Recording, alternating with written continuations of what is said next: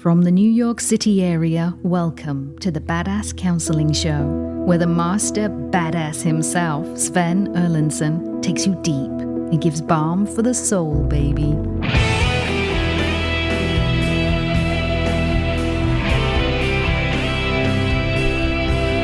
Greetings, travelers. It's great to have you here. This is the Badass Counseling Show, and you have joined us for yet another counseling episode. It's terrific to have you here. My name is Sven Erlinson. I am the host of the show, and I am joined in studio by Rob the Rocket and KC over in the booth. Whether you are joining us from Auckland or Sydney or Perth or Brisbane, anywhere across New Zealand, Australia, it's great to have you here. We say hello to our friends in Houston and San Antonio. Love me some San Antonio. Love me some Houston. One of the greatest baseball games I ever went to was just a lovely, quiet afternoon at Rice University, watching some men's baseball there. The team sitting on the first right field line. Love Houston. To our friends in Seattle. Rob, have you ever been? Hello, Rob, first of all. Good day, sir. Good to see you. Have you ever been, Rob, in Seattle to that folk art... And I use art in print in quotes, that folk art, quote unquote, exhibition. It's in that street where it's sort of a set of steps going down, I believe, and it's sort of in a tunnel, and people have stuck their gum to the walls like for years. And it is a hall probably 15 feet high of just gum for like 25, 30 feet. Have you ever been there? Sorry to say I've never been to Seattle, but that certainly sounds like it gummed up the works there. Oh, you got to see it. It is colorful. It is. You could probably Google it and look that up. Seattle, I love Seattle. It's a beautiful city. We started the road trip there a couple years ago and went east rather than usually choosing a point east and going west. Good to know. It gives me something to chew on, I suppose. Well played.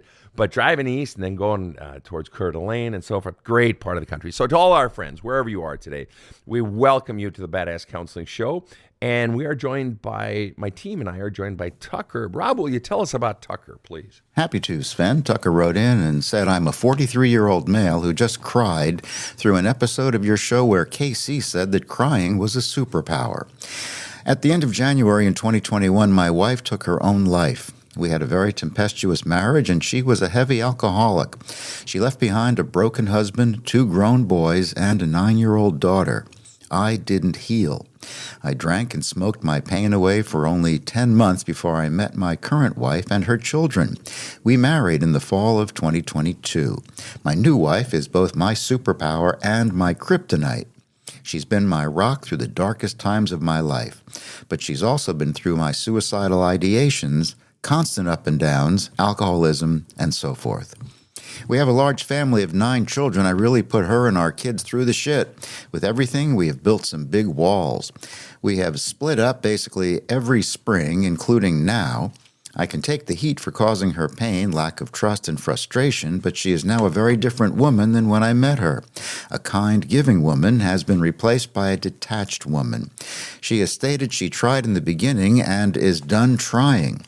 I melt at the sight of her, her smile fuels my soul, and her eyes light up the room. Please help me figure out my codependent ways, bad decisions, and how to move forward. Tucker, welcome. Great to have you here. Morning. Good morning. Good morning. Thank you for joining us on this show. I want to go ahead and dive right in. We've not had a lot of them, many of them, but we have had a few. And I want you to educate my listeners and me. Tell us what's it like to have your spouse commit suicide and your spouse when you have 3 children. What's that like? It tears everything you have away from you, and your world instantly changes. What's the biggest way it changes, Tucker? It's got to be different for everybody. We ran 2 businesses. She was the head of everything, and so life, like work life, home life, everything just collapsed in that instant. The biggest change is got to be, I guess it's probably for me, is the companionship. What about the companionship specifically? What does that mean?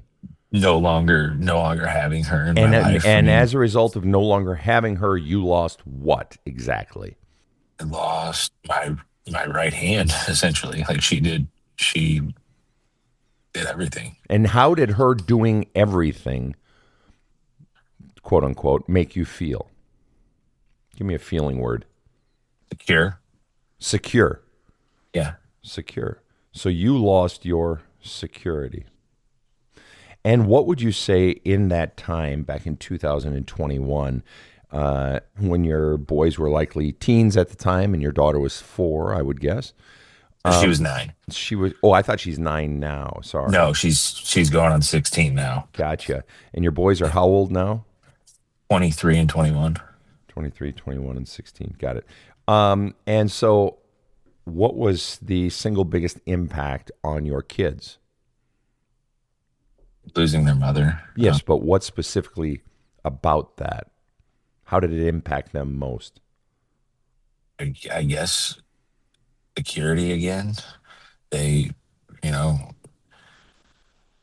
I worked a lot and she was home. Well, she worked from home or from we had a showroom. Mm-hmm. And so as a result, there was this giant void then in their life, I assume. And what else, apart from being physically present, what did, and that sense of security of that physical presence, what did she do in their lives? What did she provide in their lives? Obviously, food on the table and wash the clothes and bring in the money along with you and those sorts of things. But what did she provide to them that now, boom, that day, the next morning, was gone? It was uh, a difficult relationship all around. The 2 boys are not biologically hers, although she did adopt them in 2013. And our daughter was biologically hers. My oldest son and her had a very hard relationship. As a matter of fact, he was the last one well, not the last one to speak to her because I talked to her on the phone, but they had gotten into an argument right before she took her life. Mm. And he had abandonment issues from his biological mom also. Mm-hmm. So and then our middle son was just the middle child, kind of there, didn't create too many waves, didn't was typical middle child, I guess. And then the daughter was outgoing and loud and rambunctious. And I think I used the word and I don't remember what it was now, but I don't remember the question now. I'm sorry. No, you're doing fine. Just go ahead and finish your thought. What happened? How did her absence most impact them? What did they lose? Yes, her security. Yes, the physical presence. Yes, the meals and the hellos at the beginning of the day and the hugs and shit like that, or the contentiousness and the arguments and stuff. But what fundamentally did they lose? Go deeper here. I don't know. Well, go deeper in yourself. You said security, your right hand, and she made you feel, other than secure, what else did she make you feel? It made me feel loved. Loved. Okay. And how? Tell me one way she made you feel loved. Or tell me this instead. Tell me another feeling, like love perhaps, that she made you feel. Another feeling word. At times she made me feel wanted, but at times she made me feel unwanted. But on the loved part, let's stick with that one for the second. Okay. Wanted, made you feel wanted. Okay. And that feels good, to feel loved, to feel wanted, to feel needed, sure. And then you said at times you felt unwanted. Give me one more word that didn't feel good that you associate with her, of how she made you feel. It's okay. Unwanted, unneeded. So I didn't realize this until yesterday, and I actually just, the thought popped into my head, and I looked it up, and it was like perfect to a T, to a letter. Example of me is if you look up hopeless romantic, I am everything that comes up. And what's the From biggest the thing in that definition? Because we don't have that in front of us. So in that I love definition, hard. and what does that mean for you? What does that mean? My partner becomes my whole world. And by them I becoming your whole world, what does that do for you, Tucker? It gives me peace, I guess. It Because why? Why does it give you peace? because all my needs are fulfilled. But you said I love hard, which means I'm giving to you. Does love mean you're giving to her, or you said because I'm fulfilled, that says she's giving to you? It's I'm giving to her. And by you giving to her, it makes you feel fulfilled. How does giving to her make you feel fulfilled? It's like if I got my cup of coffee and I pour it out into somebody else's cup.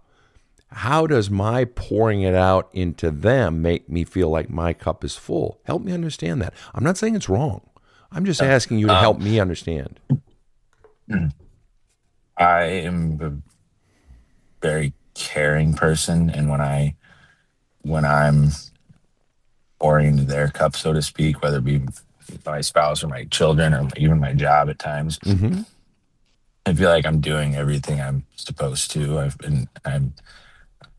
feel like I'm fulfilling my job or what I'm supposed to do. Sure, you're a good boy.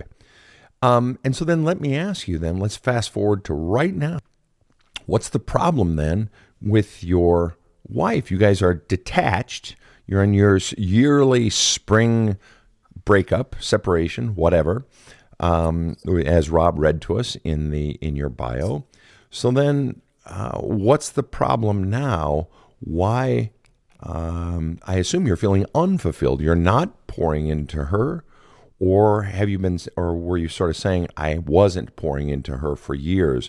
I was so caught up in my own grief and trying to run the business and trying to be a dad and all those things. And that I sort of sucked her dry, perhaps, or I gave nothing to her. And so now I'm feeling unfulfilled because she's not sort of fulfilling me. Also, she's not pouring love back, but I feel like I'm not doing what I should be doing as well. I'm not fulfilling my obligation to her. Is there some truth in that? No, I am very much so still fulfilling my job with her. I'm the guy that sends flowers and just, it's any grand gesture that I can come up with to Understood, but you yourself said, I really put her and our kids through the shit. With everything, we've built some walls, we've split up and so forth. Yeah. And so you may be doing the big gestures, or is it that you've gone back to fulfilling your role? You had stopped for a while? Or is it that, gee, I do the big gestures, but in the everyday shit, I'm fucking sucking the life out of her? Or because the truth is, It sounds like if you were fulfilling your role, there wouldn't be this detachment between the two of you. So I'm just trying to understand what the problem is. The detachment comes from her security. We have a heavy financial burden that I've created, and with the different parenting styles that we have, there's been stuff that's come up with the kids, and where essentially if you pick a mama bear and she's protecting her cubs from the grizzly bear who is wanting them to do this and that chores, or just we parent in two totally different ways, and it between that and by everything I put her through in the beginning, has with the whether it be every day she was getting 100 texts about how I was just a piece of shit, or I wasn't fucking worth nothing, or I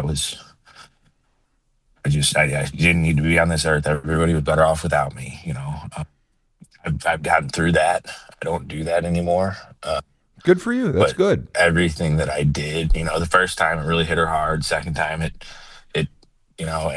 so on and so forth. Every time it happened, it meant a little less. And she cared, not that she didn't care less, but she, she thought it was something I was doing to get attention or to manipulate her. Which you weren't. It's just you No, were overwhelmed by all this shit going on inside you and by life. I was in constant crisis mode, Yeah. overwhelmed, overworked, overstimulated. So how did that change?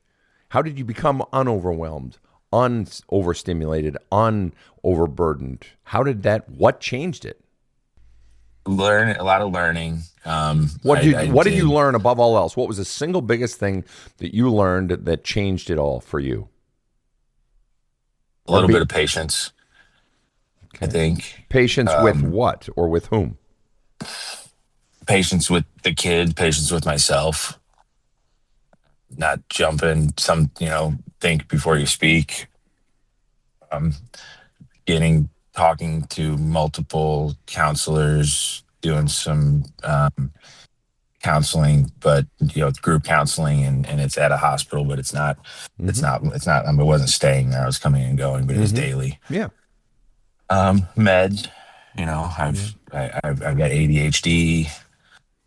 Pretty good sign of but I got that a lot, and so the meds help me to regulate. And so where are you and she at now in your relationship?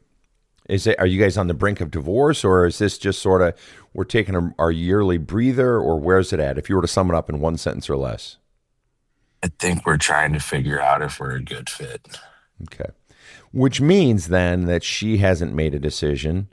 And if I'm hearing you correctly, and you feel free to correct me on this if I'm wrong, you want your relationship with her, it sounds like. Is that correct? Oh, yeah. Okay.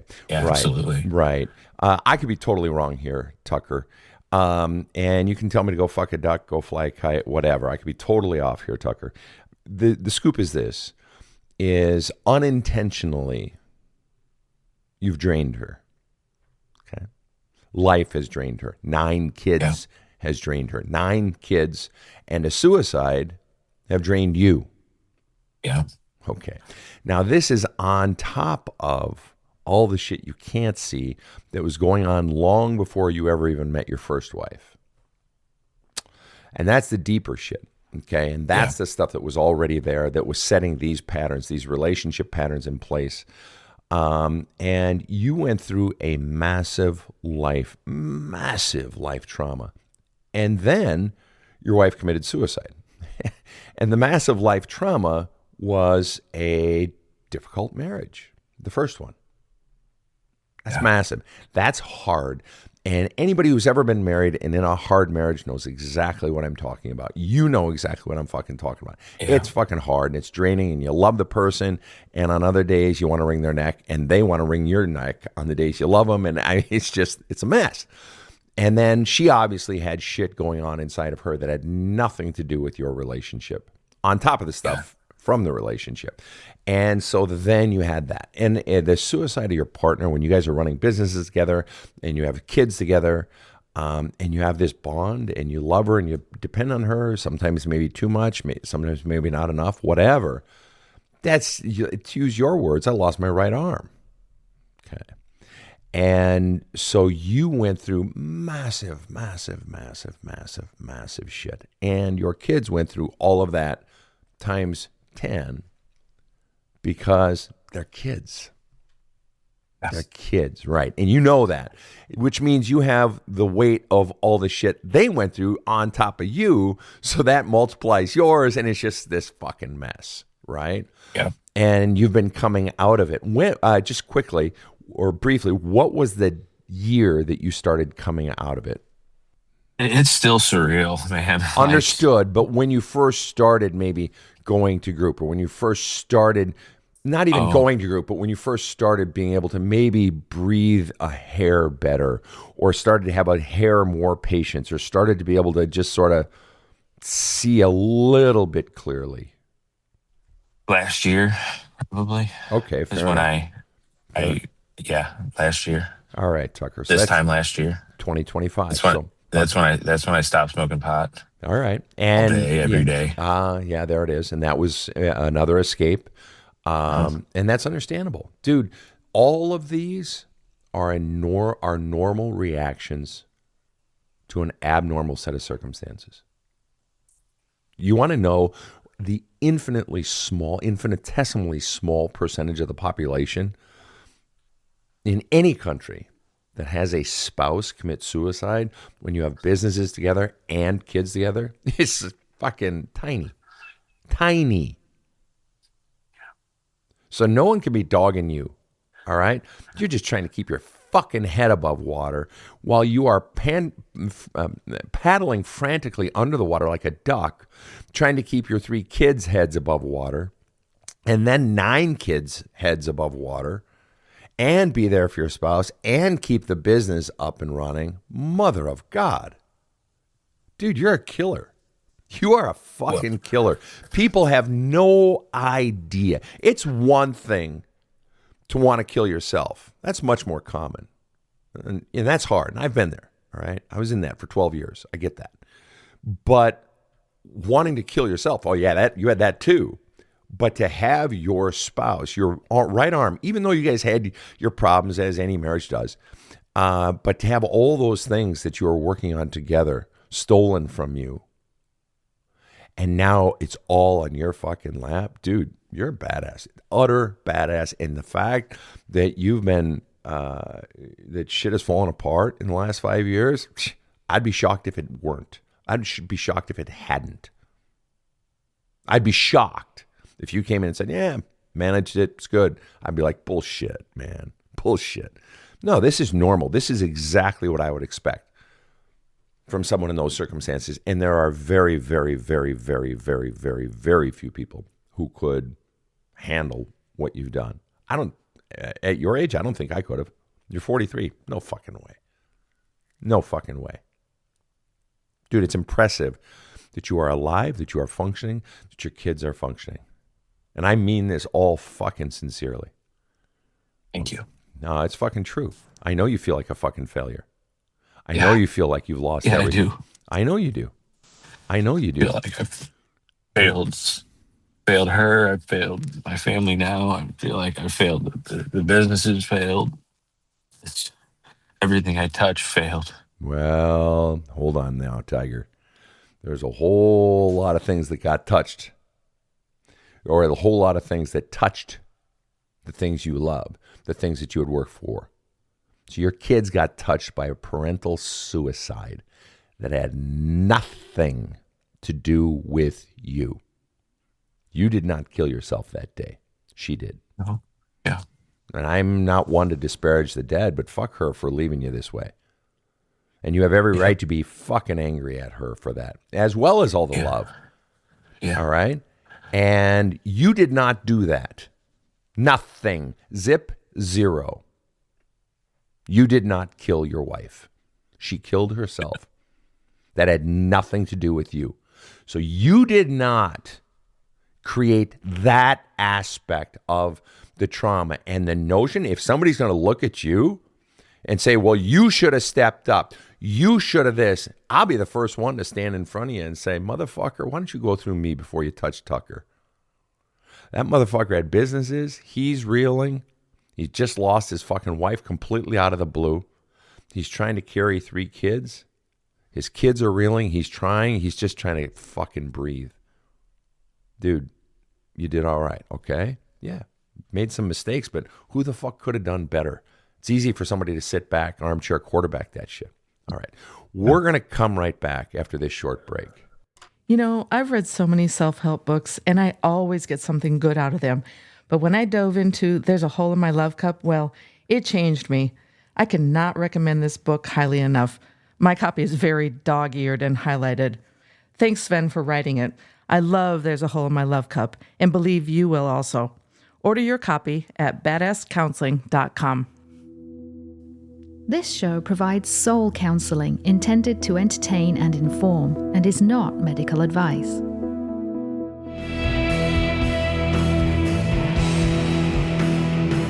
Now, back to the badass.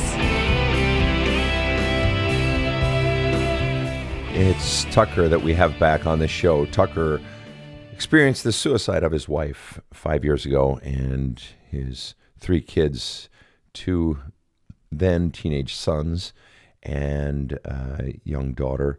And now the kids are 23, 21, and 16. He has since remarried. And they have 9 kids together. His present spouse has 6 children. And they had a great start. And she was very much there for him in the beginning and very supportive. And Tucker was feeling the weight of all that loss and trying to keep everything afloat, including the 2 shared businesses with his first wife. And now he feels like it has gone to shit and everything he touches turns to dross. And he's feeling like a failure, among other things. But we celebrate that he is alive. We celebrate that he has kept paddling. There are times in life when all we can do is keep paddling. Keep swimming. Isn't that what was said to Dory in Finding Nemo or Finding Dory, whichever one it was? And so, Tucker, today, the problem that you have. So you have this woman. Am I safe to assume that, and you correct me on this, am I safe to assume, Tucker, that you sort of came here today? You said, please help me figure out my codependent ways, bad decisions, and how to move forward. Is the biggest thing, problem you wish to solve, or the biggest sort of thing you have presenting to you in your life is, what do I do, or how do I make my marriage better? How do I keep my wife? How do I fix that? Or what do you see as the biggest thing for you? I feel like if I could get to a place where her and I are good and her and I are strong and her and I are side by side, I think we can conquer the fucking world. Okay. And just to get there, though, to get if I could just erase the past to or start over and not put her through everything that I put her through, and I have no doubt that we would be happy and healthy, and the kids would be happy, and I mean, yeah, that is my main goal right now, and it's been my main goal for the past few years, and I work really hard on it, but there's massive walls, the massive insecurities that I've created in her that have gotten me here. Yeah. And that is true. That is true. And she's contributed to the problem as well. Okay. And we haven't discussed her, and I'm not going to right now because based on the information you've given me, I don't really have the information to do that. So you came here wanting to focus on you, so we're going to do that. Yeah. But she has been part of the problem as well. Okay. So that's for a future date. I'm going to tell you what you already know. Obviously, the past can't be erased. Can't. And it won't ever be erased. But let me tell you this. We are in the spring, early summer of 2026. And in 2025, my Minnesota Vikings had an abysmal season. Okay, and they basically went 500. They lost the first half of the season and won the second half of the season. And it was terrible. And it was a grand disappointment. It was supposed to be terrific. But that abysmal season, which it wasn't an 0-16 season, which is sort of what you've had over the last 5 years. Maybe a 1-15 season is what you've had over the last 5 years, or so it feels. That 0-8 season, or whatever it was, 9-16, whatever the fuck they were, 9-16, leads to changes. It is our greatest losses, it is our greatest setbacks, it is the greatest pains that are ripe with opportunity for growth. And I know it just sounds like bullshit. I know it sounds like, but it's too much. No. I mean, if it were too much, you would have already walked away. And she may be on that cusp. Jesus, is it too much? But the bottom line is it can't be walked away. And the hardest stuff, the ugliest stuff, is the stuff that becomes the very fucking brick and mortar of a new foundation, if and only if you heal it. But here's what the mistake is. I'm going to tell you what the mistake is. The mistake that couples make when they are trying to rebuild a relationship, stay with me here, buddy. The mistake couples make when they are trying to rebuild a relationship from extraordinary pain or even mid-level pain that hasn't been on this severe level that you guys have been on, the mistake they make is they try to rebuild the relationship.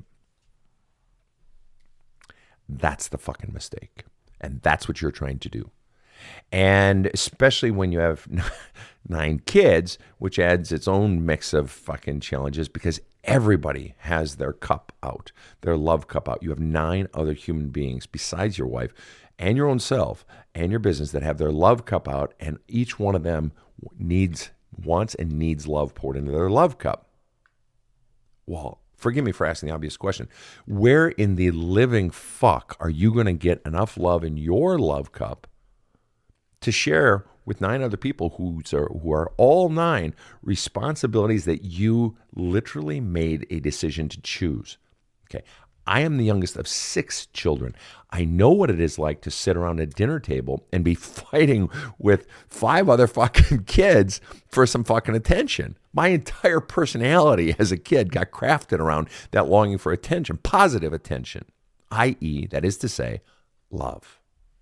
Okay, so that raises, and if you're trying to also build a relationship with another adult whom you love very much, where in the living fuck are you going to get enough love to give? Because you yourself said, motherfucker, you yourself said that what makes me feel fulfilled is giving love. I am a hopeless romantic. I give lots and lots of love, and that makes me feel fulfilled, like I'm doing my job. And what makes you feel like you failed in the past is that you haven't done your job. You haven't been there for your wife. You haven't been there for your kids. Yeah, okay. And like I said, brother, I understand why you weren't. Dude, you get a fucking hall pass on that in my book, all right? You get a free fucking pass because your wife committed suicide, all right? So I understand. But it doesn't change the fact that you were fundamentally using your wife as your therapist. You didn't know any better, but you were all those calls of dumping your shit of manure that your wife had left with you, your first wife had left with you, was now being dumped onto your second wife. You didn't know any better, so I'm not dogging you for it, okay? But that means her love cup became full of your crud, of all your shit. And you didn't mean any harm. You just wanted someone to tell you it's going to be okay, tell you were good, listen to your problems, just to be heard, for fuck's sake. But that's the problem with using our spouse as a therapist. We can't do that shit. It's a little bit, but not a lot, okay? Because just not equipped. And even if they are equipped, it's not their role, okay? Even if your partner is a psychologist, it's not their job. Okay, anyway, back to you then. So what that means then is she now has rocks and sludge inside her fucking love cup of all your stuff. But you have rocks and sludge still inside of your love cup from your first wife, but more importantly, back from childhood. That's where the original shit is coming from. That was already caked in there. That was baked in, man. And then put in the wife stuff and the disagreements now, the stuff between you and your new wife. Dude, your cup is so full of crud. There's no room for love, even if you were doing your favorite things all day, every day. The things that make you happiest, even if you were doing that all the time, which I know you're not, because where the fuck is the time of the day? Even if you were filling your love cup every single day, there wouldn't be any room to fill because you still got all this other crud from your previous relationship, from your new relationship, from the suicide, plus all, just random shit happening to you, business shit. So you got a lot of rocks and sludge and manure in there. And until that comes out of you, doesn't matter what tiny amounts of love you're giving to your wife. And until the crud, and this is her job, inside of her that you put there and that she has from her own childhood, until she gets her own crap out of her own cup, you guys are fucked. Because you are fighting against 2 personal mountains of shit inside your love cups. Okay, so what am I getting at? I originally said to you, trying to fix the relationship will not fix the relationship, primarily. What you have to fix is your love cup. The single biggest thing you can do is you've already taken your eye off the ball, and no one teaches people this. By focusing on fixing you can't fix the relationship right now. by focusing on fixing the relationship. There's nothing you can do. No amount of flowers is going to fix the problem. No amount of date nights together is going to fix the problem. Why? Because she still has all that crud that you put in there in her. But more importantly, you still have a lot. You've gotten some of it out, it sounds like, some of the crud, but you still have all that crud in there from your childhood, from the suicide. You literally, your very first words today, Tucker, in our conversation, literally your very first 2 words, you were crying.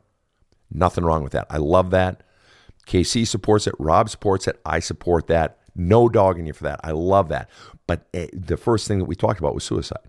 So that tells me you still have emotional charges in you regarding your wife's suicide, regarding how it impacted you. So there's more crud in there that has to come out. Okay. And that's fine. There's nothing wrong with that. Suicide stuff, first marriage stuff, second marriage stuff, and childhood stuff. That has to come out. You do that one thing, and there'll be nothing harder you've ever fucking done. Because that's why you've been smoking all the pot. That's why you sunk into the deep depression. That's why you wanted to fucking kill yourself. Not because she killed herself, but because of how it made you feel. The pot was an intent to run from all of the feelings inside. You wanting to blow your fucking brains out or hang yourself or whatever it was you saying, these feelings are too much. I can't do it anymore. And as someone who's been there and literally slit my wrists, I know it. It's those feelings based on all the shit from the past. You get that shit out, and you not only go back to being old Tucker, you become a Tucker you didn't even know. So let me ask you this question. What's the biggest question going on in your head right now? I've listened to a lot of the shows, and it always kind of seems like it always comes down to the childhood. And I struggle with that because I genuinely had a great childhood. That's awesome. Like my mom was there for me. I had a stepdad who they married when I was 7. He was just, I couldn't ask for better. My dad was, this is the only thing I can come up with, is my dad was around, but he was not, my mom was loving. She was, maybe too much, that could be a thing. Maybe my mom was too loving or too caring or did too much for me, but my dad, I don't know that I ever remember him telling me he loved me. And this is what I've been going through since I started listening to you, is just trying to figure out for myself where this started, where I need to start healing, what's the first step, where's the first part. Let me ask you a simple question. Do you tell your children that you love them? Oh God, yes. Why? Why? Because that's not what was modeled for you by the primary male in your life, your father. Why would you choose, if he was otherwise a good father, why would you choose a different course of action from what he chose? If he was a good dad, why? I guess just learning from what did you learn? Okay, wait, let's stop right there. That's good. What did you learn from having a father who didn't say, I love you? What was it about that experience that specifically, what did you learn? What was it about that experience that caused you to take a different course of action from what your father took? What was it specifically? Kids, the people, everyone needs to feel like they're loved and they're wanted. And why do they need to feel that? I know this sounds like a fucking stupid question. Why does a kid or a teen or an adult need to feel like they're loved and wanted? Why? Without being cheesy, it's to fill their love cup. Okay, fair. That works. So then, how does, I know this is going to sound stupid, if he's doing, kind things for you and he's going to your baseball games or whatever, why does he need to say it? Why does it need to be said? You said he was a good dad and he was around and stuff. He just didn't say it. Why is that so critical? Because there are a lot of people who say, oh, you don't need to fucking say it. Fuck that shit. It's not important. But obviously for you, it is important because you took a different course of action with your kids. Why is it important, Tucker? I guess I should go back into that a little bit more. No, I'm asking you right now why. I want you to use that big fucking brain of yours because you have one, and I want to know. You run 2 businesses, you got a big brain. So I want to know Why is it important for a child to hear I love you? Because you made a deliberate decision to do it with your kids. Why is that important? Because everybody needs to feel loved and But wanted, why? and But why? Why? What does it do for that child? makes them feel important. There you go. It So then makes what you them are saying to me, feel wanted. there you go. It wanted and important. Well said, Chris. Good job. See, I just had to fucking squeeze your nuts a bit there, and you got a good answer. Wanted and important. So then what you are saying is, by your father not saying I love you, he made you feel unimportant and unwanted. Yeah. Yeah. And not good enough. And not good enough. One more. Yeah. Not good enough.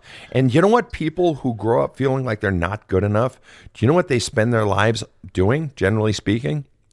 Going overboard, trying to do more things. I used to do this for years and years, decades. I went overboard, pouring love, hopeless romantic, pouring love onto friends, onto my wife or my lover, or whoever I was with at the time. Giving. Because then I'll be enough. Then you'll love me. Then you won't leave me. Because if you believe you're not good enough or not as important or don't matter, yeah, you're going to work double time to make sure you do matter, because you can't bear the thought of someone leaving you, because that would mean, see, I don't matter. See, it's true. So right there, we've found one hole in the theory. I had a good childhood. Now, you may have still had a good childhood, but even good parents make bad mistakes. Yeah. Even good parents make bad mistakes. And it's not always intentional. Sometimes it's unintentional. But it doesn't change the fact that the impact it has on the child. It's like, you know what happened? My girlfriend, she was leaving the hospital 2-3 years ago. She had been visiting a friend in the hospital. It was dead of winter out here in the New York City area. And she was on a small decline coming to a stop sign. And by small, I mean just the smallest decline. Imagine your driveway just has a small decline on it, okay? That's kind of like what it was, but it was spread over like 30 feet. And there was a stop sign. But it was black ice, and she was going slow already. I was actually in the car with her. She was going slow already, and all the cars were slow in this intersection, but it was black ice. I mean, she was going, like, when I say slow, I mean like 5 miles an hour. 7 miles an hour, if that. And sure as shit, black ice, and she just slid forward and bump, just tapped the car in front of her. I got out and took pictures, and, nothing happened to the car, right? But the point is, she nonetheless slid into another car. No intent. In fact, the intent was to do the opposite.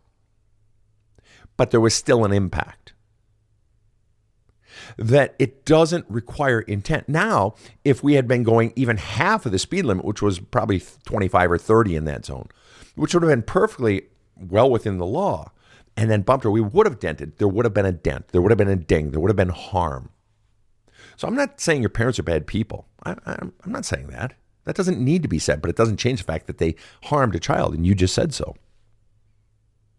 You just said so. So there's one. And once we start pulling those threads, Tucker, once we start pulling the threads, what happens is what we thought was the full truth of our lives unravels.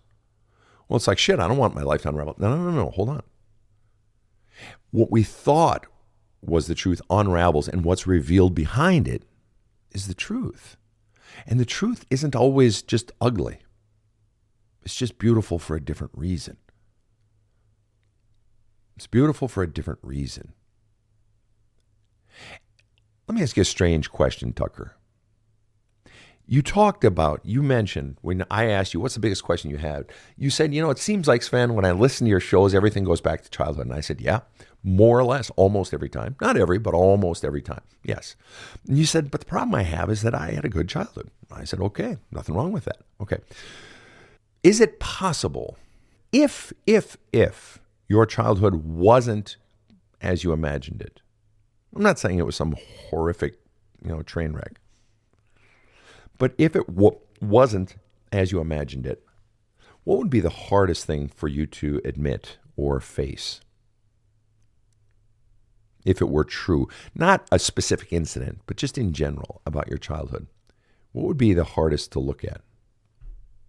or admit? That I wasn't good enough for my dad. And yet you've already come to terms, or you've already faced that literally 5 minutes ago. I'm just now starting to face Yes, it. Like yes. this is You haven't come within to the terms with it, past but few yes. weeks. Yeah. Oh. That's funny. You said you've just in the past few weeks come to terms with, or come to face, that I wasn't good enough for my dad. But when I asked you about your childhood, you said, no, I had a good childhood. And, except my dad didn't tell me he loved me. I had to drag out of you that may have meant that he didn't love you. I had to drag that out of you. You didn't offer that one up, but just now you said, yeah, I've sort of come to see that in the last few weeks. Why didn't you tell me that initially? I'm not dogging you. I'm just curious why you didn't tell me initially that, in the last few weeks, Sven, I've come to see that maybe my father, I wasn't good enough for my father. How come you didn't offer that up right away? I'm just curious. Again, I'm not disparaging you or scolding you. No. Well, and that goes into I've been, after listening to all your shows, and it always boiling down to basically 90% of the time, it boiling down to your childhood. And then me thinking back about my childhood and thinking, oh, everything was great. And then really, really, like, I even called my mom, and I didn't ask her once, and then I called her back, and I did. And just because my memory kind of sucks, to be honest. Mm-hmm. But so, and all I can come up with, and it doesn't even seem major, but it was that, so my dad was a carpenter. I went into the carpentry. I'm a carpenter. I went into that, not because of him, but because of my uncles. But I was a great fucking carpenter. I could build. Okay, you get back. anything. I believe Yeah. you. I need to Okay. get back to the Right. question. The question was, No. why didn't you tell me initially that you've just come to realize in the last few weeks that I wasn't good enough that I think I wasn't good enough for my father? When I asked you, and you said no, I didn't. I think I was waiting for you to drag it out of me. And why is that? That's okay. I'm really curious here. Why do you think you were waiting for me to drag that out of you, rather than just saying, "Hey, Sven, I've come to realize I think I wasn't enough for my father"? I don't even think that I wasn't enough. I just don't think he was good at showing it. Okay, fine, whatever. You're missing the point. Why did you want me to drag it out of you? Why didn't you offer that up right away? Because I'm ashamed of it. And what are you ashamed of? I mean, I want to say because something I did as a child made him, that way, but that's not true. There it is. Right. There it is. Yeah, exactly. There it is. First of all, yeah, you were ashamed of it and you didn't want to share it. You wanted to perpetuate the myth. And if I dug it up, fine. But you wanted to perpetuate the myth that your parents were good parents. So in other words, you were basically still protecting them, but you were also protecting your own shame. That somewhere in you, at least part of you, still believes it was my fault that I wasn't good enough for my dad. And, that he didn't express the love and that he didn't tell me, attaboy, good job. Hey, you're doing great. I'm proud of you, or whatever. Come on, now I'm ready to teach you this next level. You mastered that level. Now let's move on to working with the table saw here and so forth. Okay. And so you were wanting to keep it inside, protect him, protect them, protect yourself from the shame. And so here we are. And now it's out there. He died before I was able to show him good I was. Right. And that would have been nice to get him saying how good you are. But the truth is, the problem for so many people is that the parent dies, or they're never going to get that from the parent. Yeah. And so what has to happen is the shift has to happen inside of you. Do you believe you are good? That's the question. Do you believe you were a good boy? Do you like who you are as a person at 43 years old? So let me ask you point blank. What percent do you genuinely like who you are? 60-40. 60% I like who I am, 40% I don't. Fair. And what's the single biggest thing about you that you like? That I'm a good person. But that doesn't tell me But anything. I just said, what does that mean? What does that mean specifically? I do things for others that, if I see somebody in need, I stop, I help. All right. So you serve, you help. And what is the single biggest thing when you're not doing something for others? What is the single biggest thing about you? Just about you. when you're not even doing anything for others. So give me this second thing. What is it just about you that you really like about you? Give me anything. It's my skills. And what is your single biggest skill that you are at, that you absolutely kill at? Building things. Specifically, what do you build? Are you the best builder at, as you see it, or damn good at? Cabinets. All right, there it is, man. You have a skill I do not have, so I mad respect that. Mad respect that. Okay, and then the single biggest thing that causes you to the 40% that you don't like. What is the single biggest thing about you that you don't like? Failure. What is the single biggest thing in your life that you have failed at? My own expectations. But what specifically? What is the single biggest thing specifically that you have failed at in your life, period? Single biggest thing. One sentence or less. Showing my family that I love them and that I'm there for them. Right. And that they can come to me, because they don't. Right. Because I am that kind of soft-hearted but totally hard-ass dad who, has overreacted when they did come to me at times. So I taught them that they can't come to me. Right. But the reason you were overreacting, the reason you were being a hard ass when they needed soft, the reason that, they stopped coming to you is because inside of that cup is just a mountain of shit and rocks and crud from childhood, from your first marriage, from the suicide, from the second marriage, from the responsibilities of life, and from ultimately the fact that you have not enough actively gone in there and started pulling out that personal mountain of shit. Yeah. You do that and everything changes. You want to know why? Because I'm willing to bet. Let me ask you this question.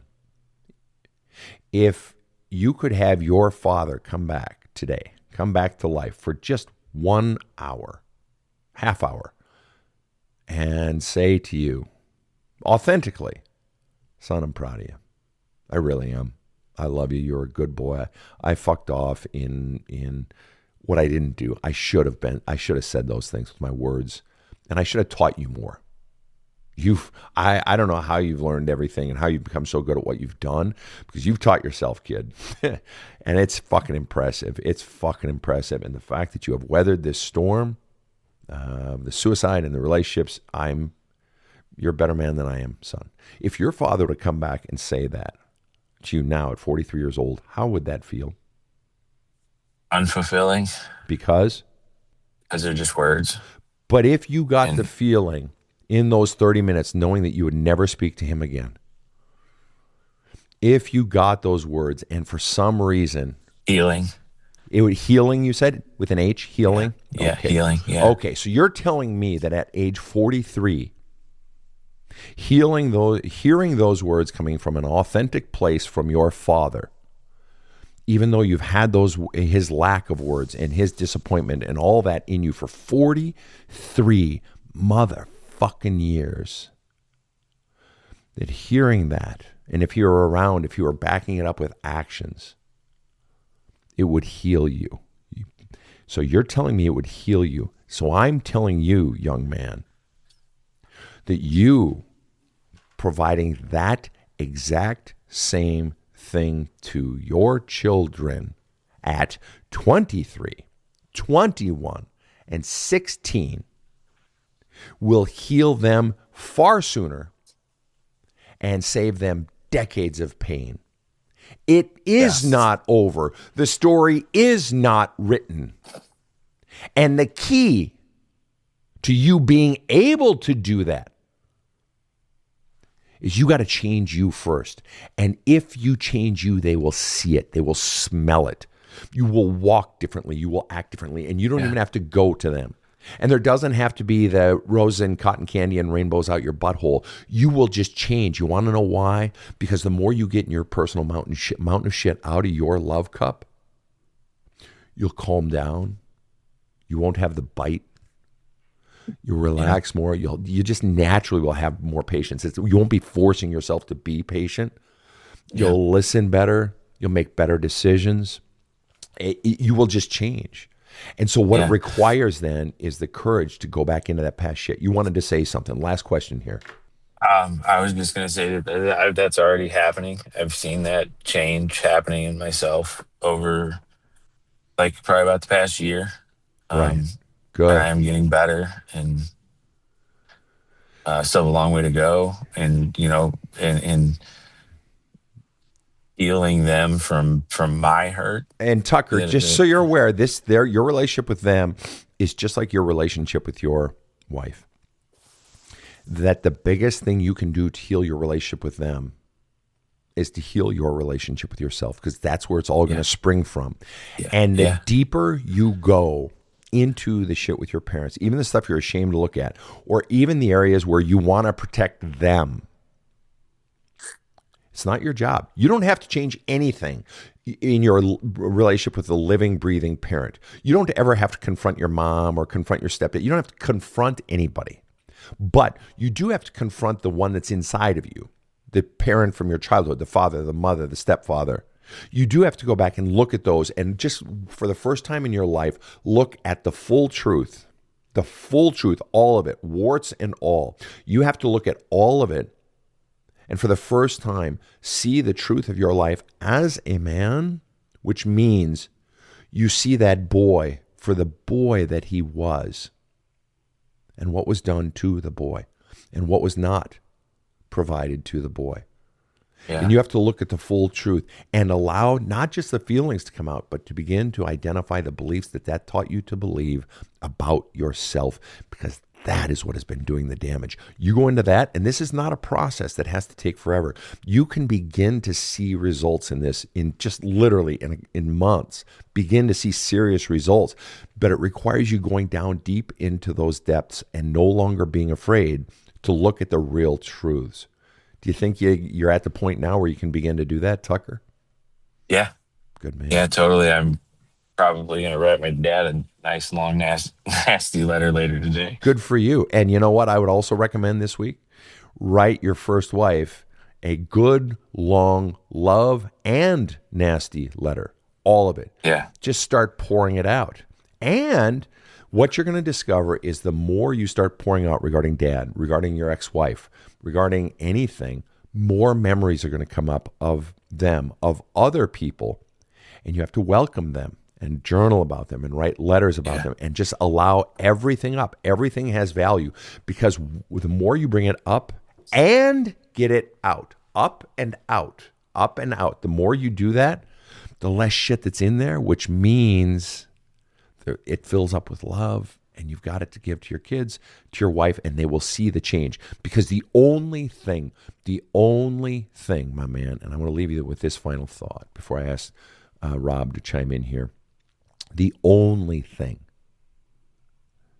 that is going to win your wife back is not for you to change how you treat her per se, but for her to see a change in who you are. 100%. And Yep, that's I agree with that. right. And that's a relationship between you and your own personal mountain of shit inside your love cup. Rob, any final thoughts here? Well, Sven, another episode where you talk to one and thousands of listeners, like me, nod their heads, and sometimes you cry. But it's inspirational to me to listen to someone who's such a thoughtful and sensitive man, when all the attention these days is going to the manosphere. Tucker is a real man. He really is. He has every reason to have real hope. Yeah, very well said, Rob. Very, very well said. And you know what? There is a groundswell of more and more men becoming like Tucker, who understand the value of this stuff.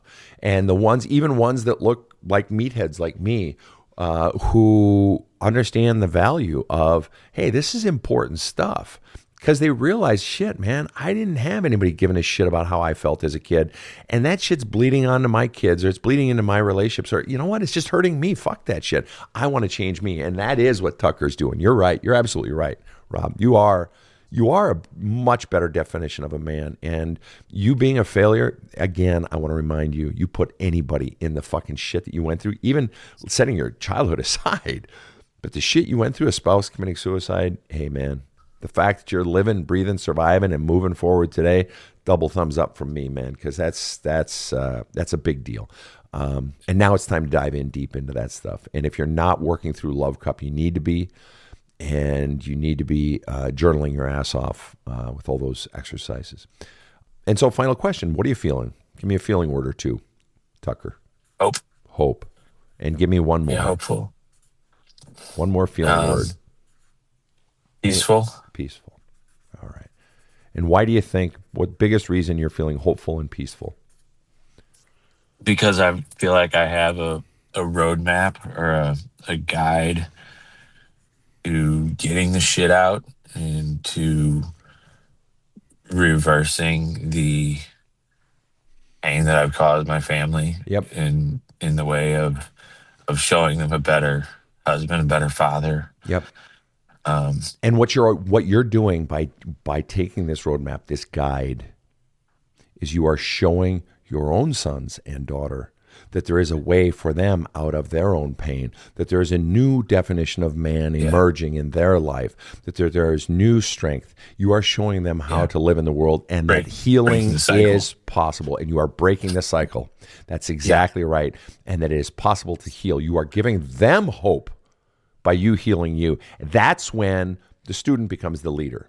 You're now the leader, the true leader for them. You're about to become a very different person, Tucker, in a glorious, glorious way. And I applaud you for the courage to go into this stuff. Thank you so much for being on the show. Thank you. You bet, man. I couldn't believe that you picked me to be on the show. But my producers did, yeah. Yeah. But you were what? Thank you, producers. You were going to say something. I'm sorry I interrupted. But I was what? I was shocked that out of everybody that you have reaching out to you, that I was important enough to get your time. Absolutely. And in fact, we hope that you'll come back and check back in with us, in 6 months or something like that. Let us know your progress. We would love to hear it. Okay? Absolutely. All right. Tucker, thank you so much for being on the show. And on behalf of my team, Rob and Casey over in the booth, to all of you listening around the world, Europe, Asia, Australia, North America, Canada, thanks so much for tuning in. Have a kick-ass day. The Badass Counseling Show is strictly copyrighted. No copies may be made without the express written consent of the Badass Counseling Show, LLC. The Badass Counseling Show is produced by Karen Camparelli and Robert H. Friedman. Executive producer Sven Erlandson. Original music by two-time Emmy Award-winning composer Trevor Morris. Have a kick-ass day.